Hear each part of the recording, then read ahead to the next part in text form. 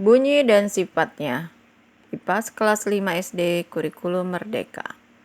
Sifat bunyi. Tahukah kalian apa itu garpu tala? Alat ini dipakai untuk menyelaraskan nada. Saat dipukul dengan keras, garpu tala akan bergetar dalam waktu cukup lama. Jika garpu tala yang bergetar ini disentuhkan dengan air, kita bisa melihat gelombang air bergerak ke semua arah. Hal ini membuktikan bahwa bunyi bergerak ke segala arah.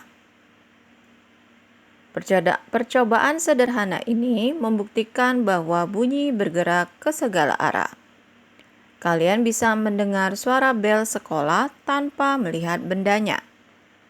Seluruh penghuni sekolah yang berada di ruangan yang berbeda-beda juga akan mendengar suara bel sekolah. Berbeda dengan cahaya, suara membutuhkan medium untuk merambat. Bunyi bisa merambat melalui benda padat, cair, dan gas. Benda padat merupakan medium paling baik dalam merambatkan bunyi.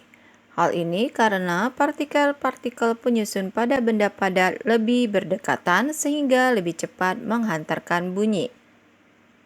Bunyi dapat dipantulkan apabila mengenai permukaan benda yang keras.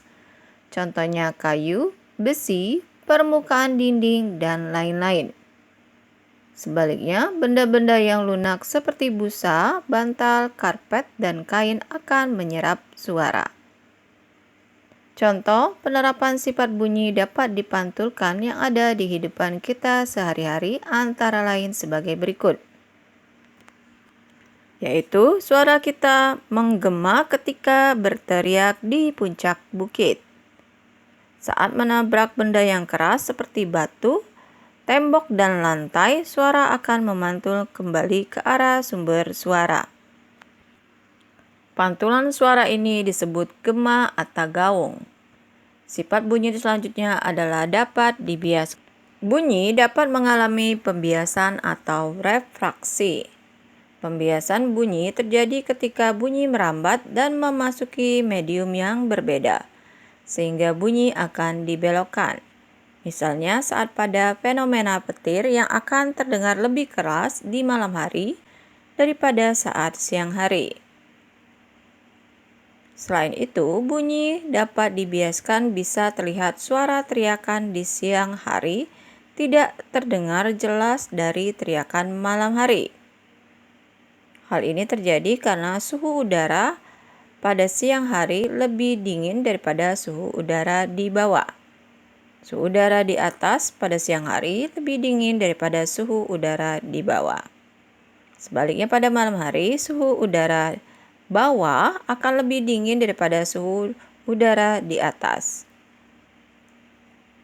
Artinya, kerapatan udara di siang hari lebih renggang dibandingkan malam hari, sehingga dapat membuat bunyi dibiaskan dan malam hari kita dapat mendengar suara petir terdengar lebih keras. Dari hal di atas yang disebutkan sebelumnya, maka dapat disimpulkan sifat bunyi yaitu bunyi bergerak ke segala arah, bunyi bisa merambat melalui benda padat, cair, dan gas, bunyi dapat dipantulkan apabila mengenai permukaan benda yang keras, dan bunyi dapat dibiaskan. Dari penjelasan sebelumnya, istilah-istilah yang dikenal dalam bunyi dapat kita temukan yaitu nada. Nada adalah tinggi rendahnya bunyi. Kemudian gema, yaitu bunyi pantulan yang terdengar kembali setelah sumber bunyi selesai. Terjadi di area yang luas. Kemudian gaung, bunyi pantulan yang terdengar kembali sebelum sumber bunyi selesai bersuara. Jadi gaung lebih cepat terdengar walaupun suara asli belum selesai.